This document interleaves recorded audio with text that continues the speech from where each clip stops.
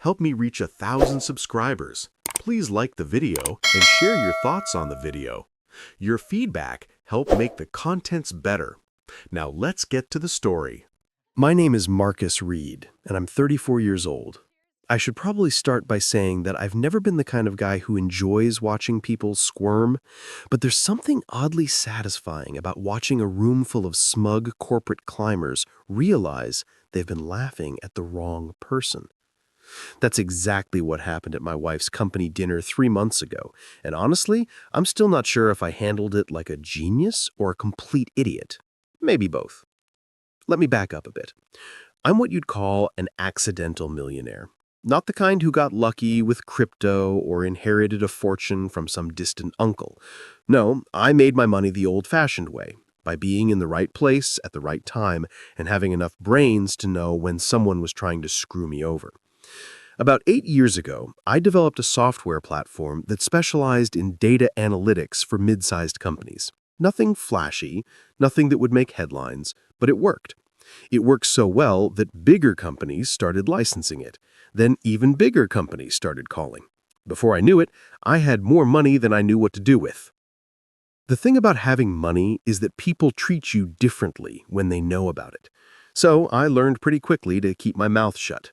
I drove a decent but not extravagant car, wore normal clothes, and generally kept my head down. My wife, Sarah, knew, of course. We'd been married for 6 years at that point, and she'd been there through the lean years when I was coding in our basement and surviving on ramen and coffee. She had supported me, encouraged me, told me I was brilliant when I felt like giving up. Or at least, that's what I thought. Sarah worked at a tech consulting firm called Meridian Solutions.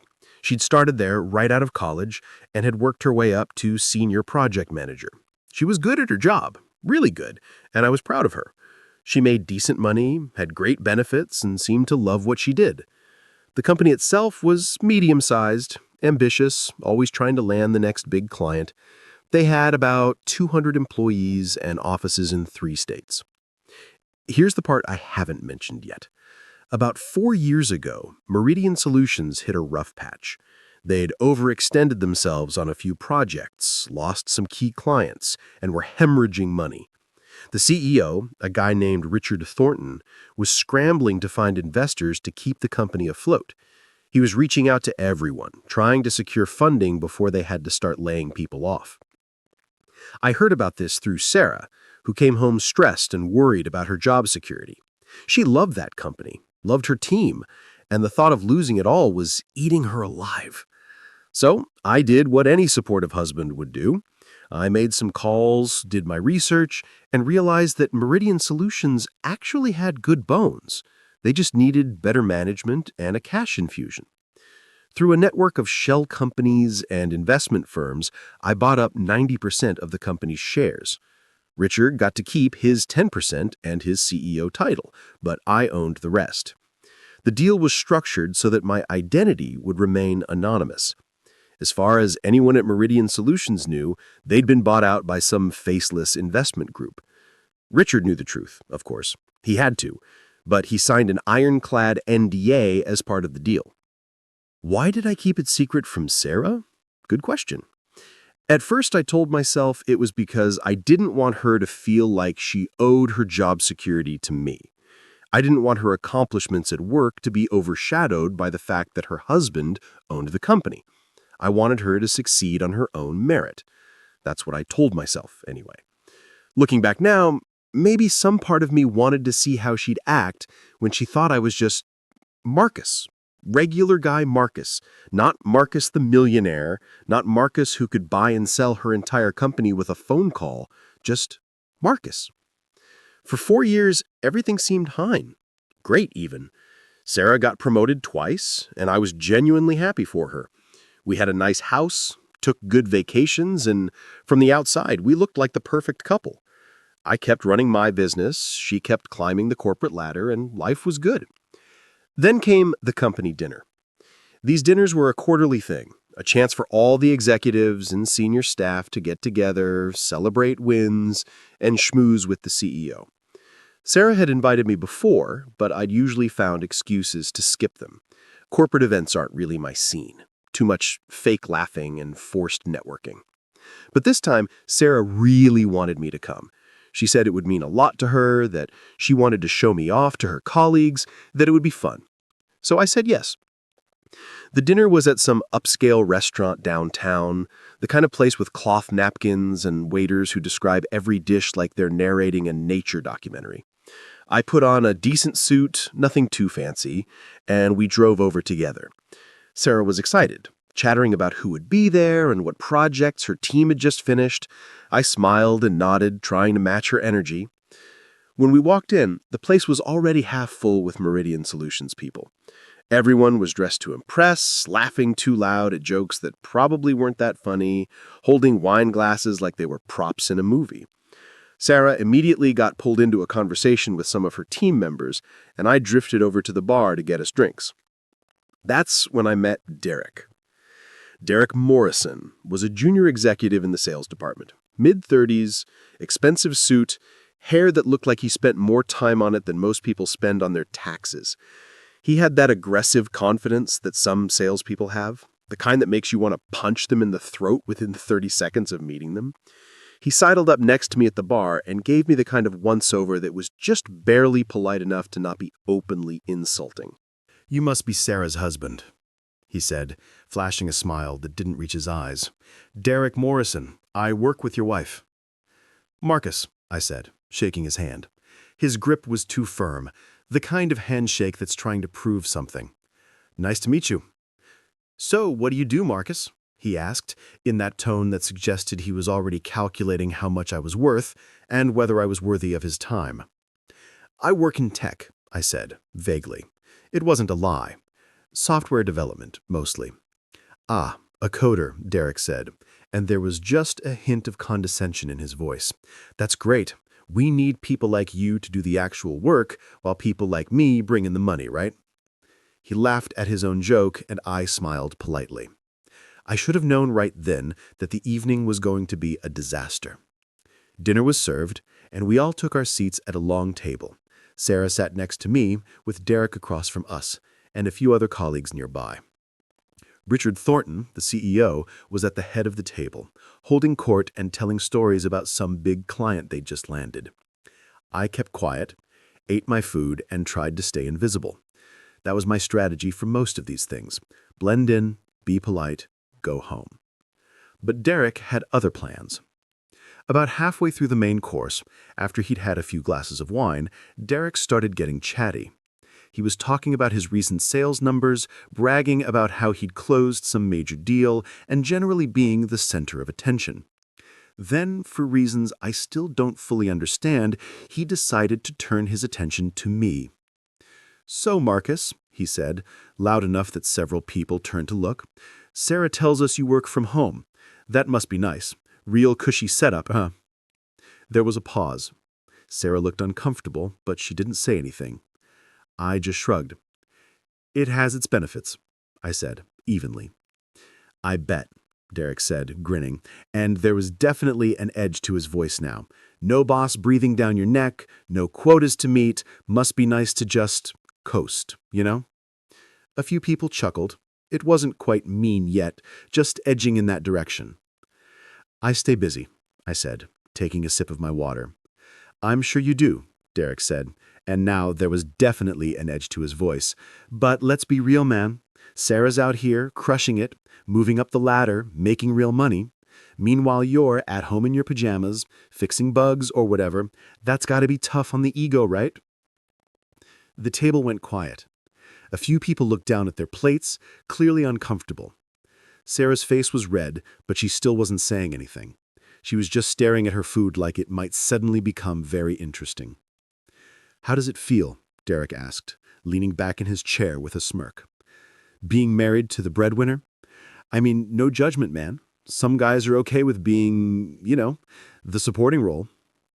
Someone laughed, then someone else, and then, to my complete shock, Sarah laughed too. It wasn't a big laugh, just a small chuckle, but it was there. She laughed at her husband being called a loser by some corporate douchebag she worked with. I didn't react. Not visibly, anyway. Inside, something cold and sharp was forming, but I kept my face neutral. I even smiled a little. "You done?" I asked Derek calmly. "Just making conversation," he said, still grinning. I turned my attention to Richard Thornton at the head of the table. He'd been watching the exchange with an uncomfortable expression, probably hoping it would blow over. When I looked at him, his eyes widened slightly.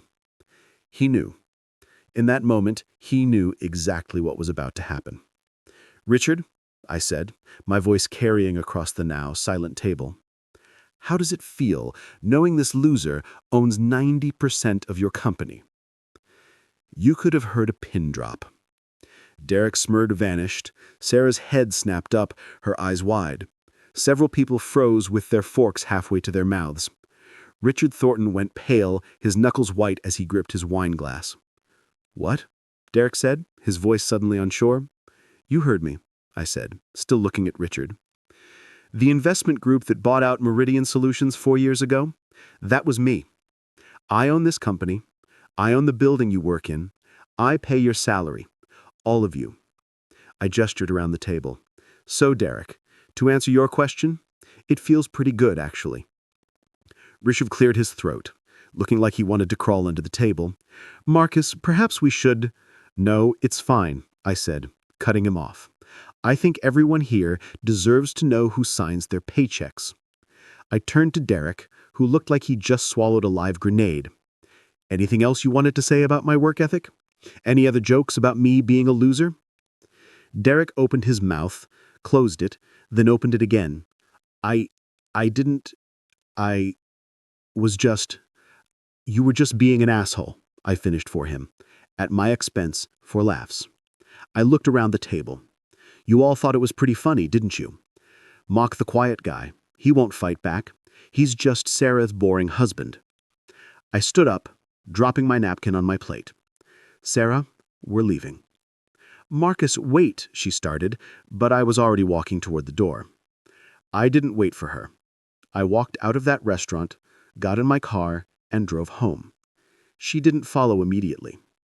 I sat in our living room for 2 hours before she finally came home, and when she did, she was crying.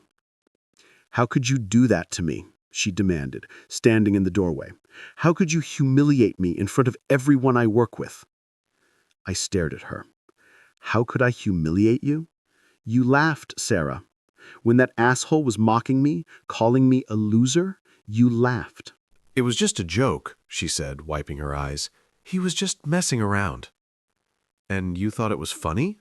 I said quietly. "Your coworker insulting your husband, and you thought it was funny." "You embarrassed me," she shot back. "You made me look like I've been lying to everyone. They all think I've been hiding the fact that my husband is rich. They're going to think I only got my promotions because of you." "Did you?" I asked. She froze. "What?" "Did you get your promotions because of me?" I asked again. "Because I can pull the records. I can see every decision Richard made about your career. So tell me, Sarah, did you earn those promotions? Or were they given to you because Richard knew who I was?" "Of course I earned them," she said, but her voice was shaky. I pulled out my phone and made a call. Richard answered on the second ring, probably expecting this. "Richard, it's Marcus. Quick question. Did Sarah's promotions have anything to do with me owning the company?" There was a pause. Then Richard's voice, carefully neutral. "No, Marcus. Sarah earned every promotion on merit. I kept your involvement completely separate from personnel decisions. That was part of our agreement." "Thanks," I said, and hung up. I looked at Sarah. "You heard him." She was quiet for a long moment. Then she said, "Why didn't you tell me? About owning the company, about any of it?" "Because I wanted to see who you really were when you thought I was just a regular guy, just a coder working from home, just me." "And what did you find out?" she asked, her voice bitter. "That you're ashamed of me," I said simply. "That when your coworkers mock me, you laugh along. That you care more about how you look to them than about defending your husband." She didn't have an answer for that. We slept in separate rooms that night, and the night after that. and the night after that. The next week at Meridian Solutions was apparently hell for Sarah. Everyone knew now. The quiet husband who got mocked at dinner owned the company. Derek Morrison, who had been so smug and confident, was suddenly walking on eggshells. People were whispering. Sarah came home every day looking exhausted and miserable. And I'll admit, part of me felt bad. But the bigger part of me, the part that had sat there and listened to my wife laugh while I was being insulted, that part didn't feel bad at all. I started going into the office. Not often, but enough. I'd schedule meetings with Richard, walk through the building, let people see me. I was polite, professional, didn't lord it over anyone, but my presence was felt. People who'd dismissed me or ignored me at that dinner suddenly wanted to be my best friend. Derek Morrison tried to apologize 3 separate times, each attempt more pathetic than the last. I accepted his apology with the same pleasant smile I'd give a stranger who held the door for me, and then I forgot about him. Sarah and I barely spoke. We lived in the same house, but we might as well have been strangers. She'd try to start conversations sometimes, try to explain or justify what happened, but I wasn't interested. The damage was done. You can't unlisten to your wife laughing while someone calls you a loser. That sound stays with you. About 6 weeks after the dinner, I made my decision. I called my lawyer and filed for divorce.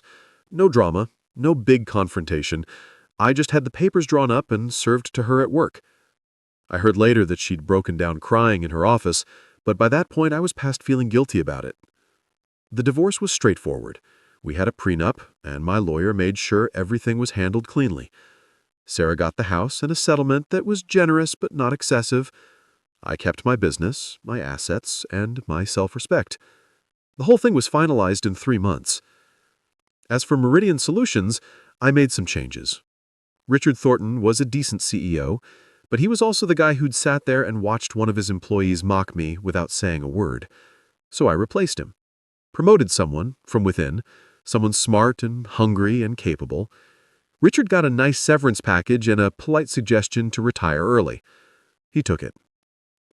Derek Morrison wasn't fired, but his career at Meridian Solutions suddenly hit a wall. No more promotions, no more big accounts. He was competent enough to keep his job, but that was it. He'd plateau there, and everyone knew it. I didn't have to say a word. The new CEO understood what I wanted without me spelling it out. Sarah left the company 2 months after the divorce was final. She got a job at a competitor, probably trying to distance herself from the whole mess. I heard through the grapevine that she told people we'd grown apart, that it was mutual, that we just wanted different things. She never mentioned the dinner. She never mentioned laughing while I was being humiliated. As for me, I sold Meridian Solutions 6 months later. Got a good price, made a substantial profit, and moved on. I didn't need it anymore. It had served its purpose. I'm 35 now, single, rich, and honestly happier than I've been in years. I date casually, work on projects that interest me, and travel when I feel like it. I don't hide my money anymore, but I don't flaunt it either. I just live. Sometimes I think about that dinner, about the moment when Derek asked how it felt to be married to the breadwinner and Sarah laughed, about the look on everyone's faces when I revealed who I really was, and about the silence that followed. And you know what? It felt good. Not in a petty, vindictive way, but in a you finally showed them who you are way. I spent years being quiet, being supportive, being the guy in the background. And the one time I stepped into the light, the one time I showed everyone exactly who I was and what I was capable of, it changed everything. People ask me sometimes if I regret how it all went down, if I wish I'd handled it differently, kept my mouth shut, saved my marriage. The answer is no, because that dinner didn't ruin my marriage. It revealed what my marriage actually was. It showed me that the woman I'd loved and supported for years, the woman I'd helped in ways she never even knew about, didn't actually respect me. She respected the image she'd built of herself at work more than she respected her own husband. You can't come back from that. You shouldn't come back from that. So yeah, I destroyed a few careers, ended my marriage, and turned my wife's entire professional world upside down. But I also freed myself from a relationship built on a lie. I showed a room full of smug corporate climbers that the quiet guy they dismissed was actually the one signing their paychecks, and I walked away with my dignity intact. Would I do it again? In a heartbeat. Because at the end of the day, you teach people how to treat you. And I taught every single person in that room, especially my wife, that I wasn't someone you could laugh at. I wasn't someone you could mock and expect no consequences. I was the guy who owned the company, who could change your life with a phone call, who could sit quietly through your insults and then burn your world down with a single sentence. That's how it feels, Derek. That's how it feels to be underestimated. That's how it feels to be the punchline. And that's definitely how it feels to have the last laugh. I never saw Sarah again after the divorce was finalized. I heard she got married again a couple years later to some executive at her new company. I hope she's happy. I really do. But I also hope that somewhere in the back of her mind, she remembers that dinner. She remembers laughing, and she remembers what it cost her. As for me, I'm doing just fine. Better than fine, actually. I learned a valuable lesson from all of this. Never let anyone make you feel small, especially not the people who are supposed to love you. And if they do, make sure they remember why that was a mistake. The dinner was 3 years ago now, but people still talk about it. I've heard the story repeated, exaggerated, turned into legend. Some versions have me buying the company just to get revenge, which isn't true. Some versions have me firing everyone at the table, which also isn't true. But the core of the story remains the same. The quiet husband who got mocked turned out to own the entire company, and everything changed in an instant. It's a good story, a satisfying story. And the best part is, it's all true. So if you're ever in a situation where people are laughing at you, mocking you, treating you like you don't matter, remember this. You don't owe them an explanation. You don't owe them patience or understanding or a second chance. You owe them exactly what they've earned. And sometimes what they've earned is the truth, delivered with a smile and a calm voice right when it'll do the most damage. That's not cruelty. That's just consequences. And consequences, as it turns out, are the best revenge. So that's my story. The dinner that changed everything, the marriage that wasn't what I thought it was, and the revenge that didn't need to be loud to be devastating. Now I want to hear from you. Drop a comment below and tell me where you're watching from. Your city, your country, wherever you are right now. I'm curious to see how far this story reaches and whether people everywhere deal with the same kind of disrespect, or if it's just an American corporate thing. Plus, it's always interesting to see how different cultures view situations like this. Would you have done the same thing where you're from, or would you have handled it differently? And while you're down there in the comments, let me know. Would you stand up like I did, or would you walk away and let it go? Because that's the real question, isn't it? When someone disrespects you in front of everyone, especially when the person who's supposed to have your back joins in the laughter, do you make them regret it, or do you take the high road? Drop your answer, share your location, and if this story resonated with you, hit that like button and subscribe. Trust me, I've got more stories where this came from. Thanks for watching.